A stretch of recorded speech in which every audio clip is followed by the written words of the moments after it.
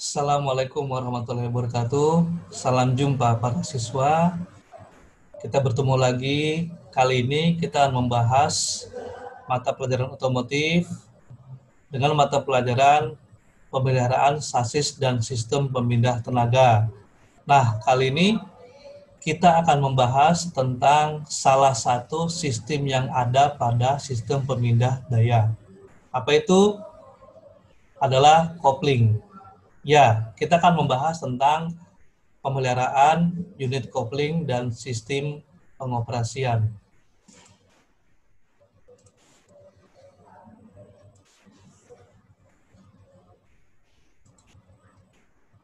Ya, baik para siswa, kita mulai saja. Nah, judul kita kali ini tentang mengidentifikasi sistem kopling dan komponen. Nah, dilihat di sini, sistem komponen kopling itu terdapat pada sistem pemindah tenaga pada kendaraan. Fungsi dari sistem pemindah tenaga benar adalah untuk meneruskan atau memindahkan daya atau tenaga yang dihasilkan mesin pada kendaraan terus sampai ke proses berikutnya sehingga kendaraan dapat berjalan. Nah, kopling ada di mana? Kita lihat di sini. Kopling itu ada di bagian pertama pada sistem pemindah daya. Kemudian lagi ada transmisi.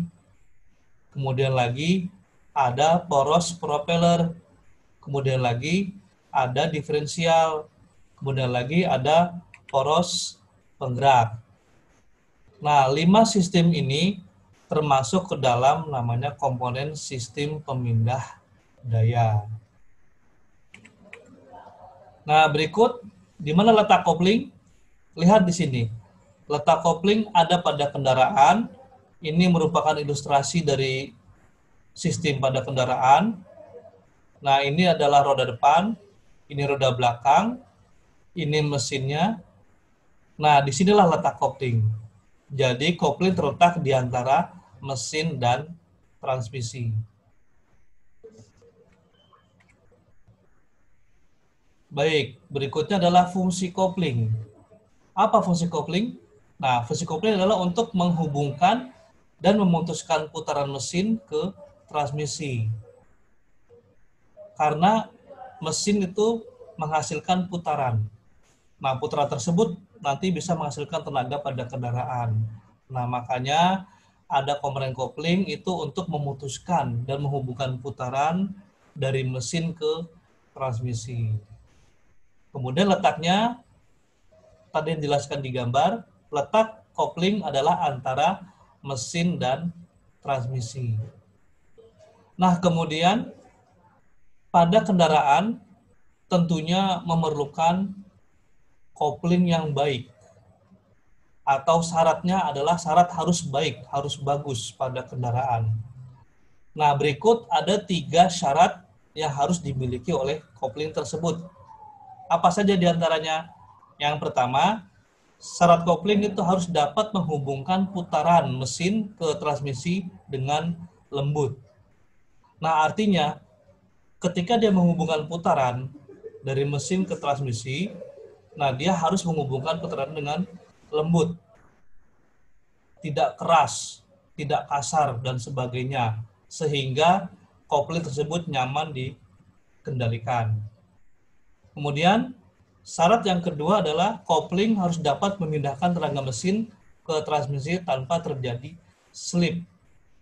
Nah, ini pun harus dengan sempurna memindahkannya. Karena apa? Ketika menghubungkan putaran dari mesin ke transmisi, itu ketika terjadi slip, nanti akibatnya ada beberapa namanya itu gejala mechanical loss. Tenaga mesinnya dia mengaung tetapi tenaganya berkurang. Nah, itulah indikasi dari koplingnya slip. Nah, makanya syarat kopling yang baik adalah ketika memindahkan tenaga dari mesin ke transmisi itu tanpa terjadi slip.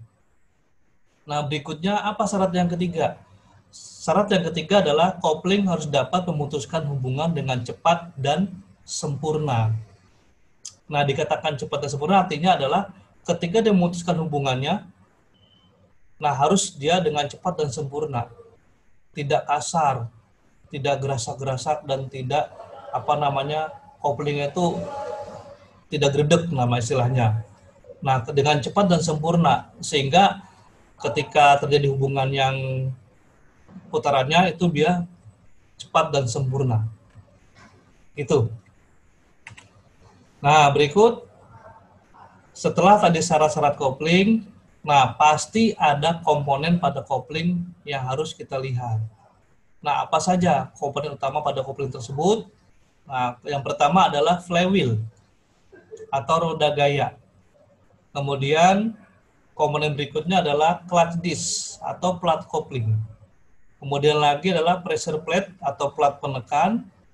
Kemudian adalah pegas diafragma atau diafragma spring.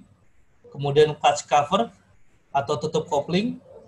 Kemudian lagi release bearing atau bantalan pembebas. Nah, kemudian lagi adalah ini release fork atau garpu pembebas. Nah, kesemuanya adalah komponen utama yang terdapat dalam kopling kendaraan. Nah, ini ilustrasi dari sebuah mesinnya ketika dibongkar kopling seperti ini. Nah, wujud aslinya itu ada gambar sebelah kanan ini. Nah, ini ketika kita bongkar pada kendaraan, terdapat komponen kopling, inilah komponen koplingnya. Kelihatan, ini adalah tutup koplingnya, dalamnya pegas diafragma, nah di sininya adalah flywheel-nya atau roda gayanya.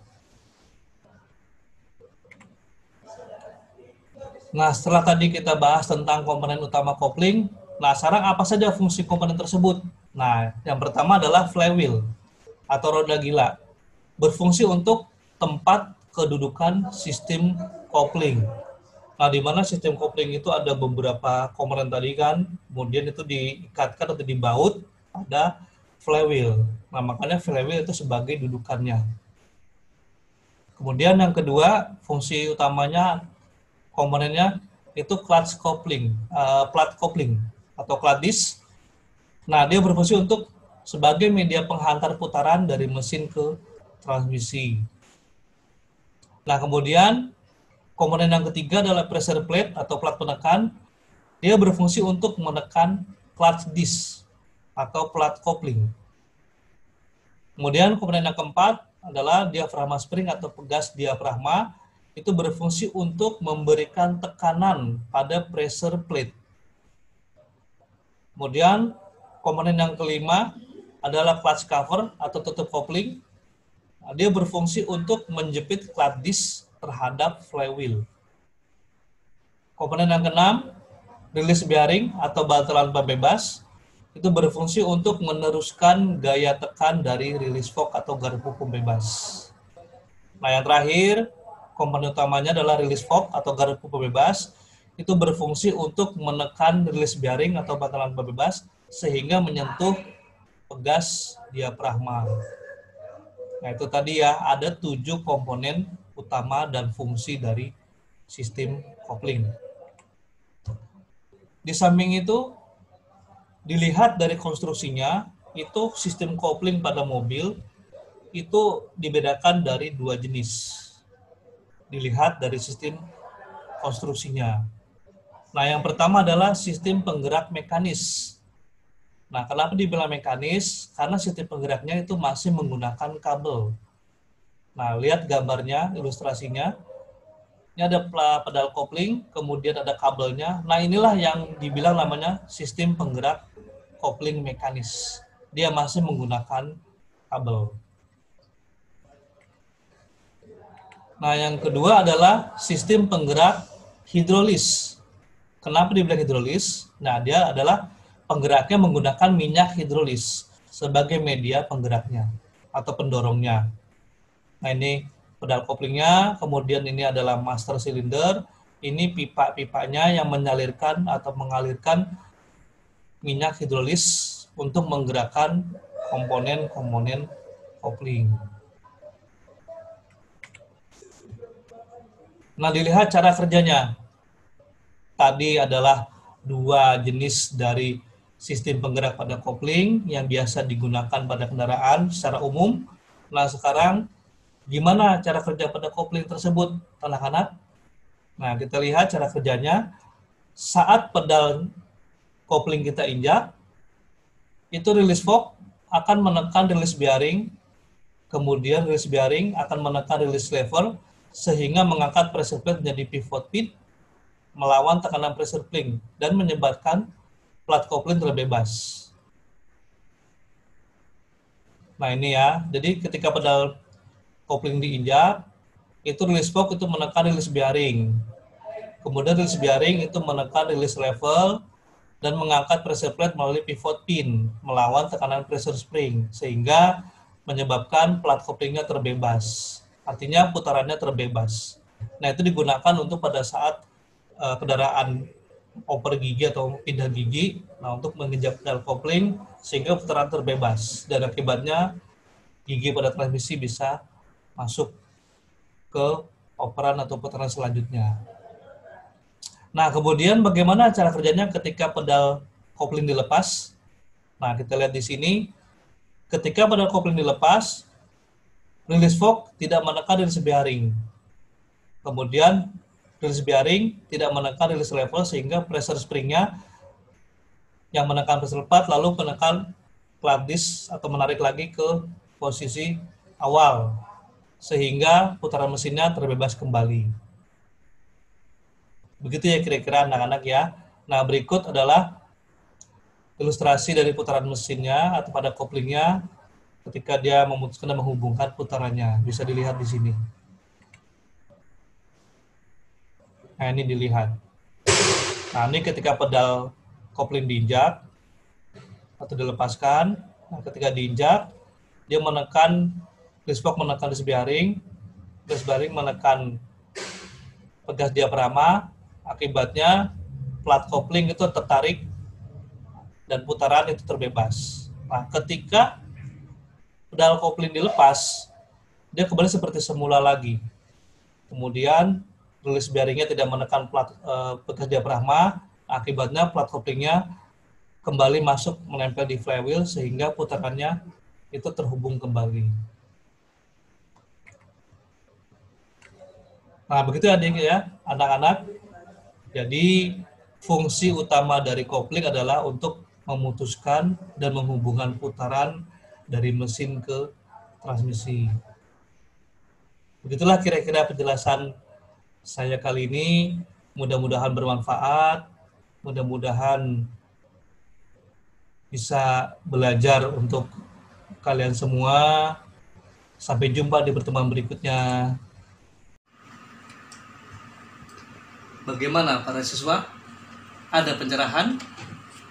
Salam kompeten.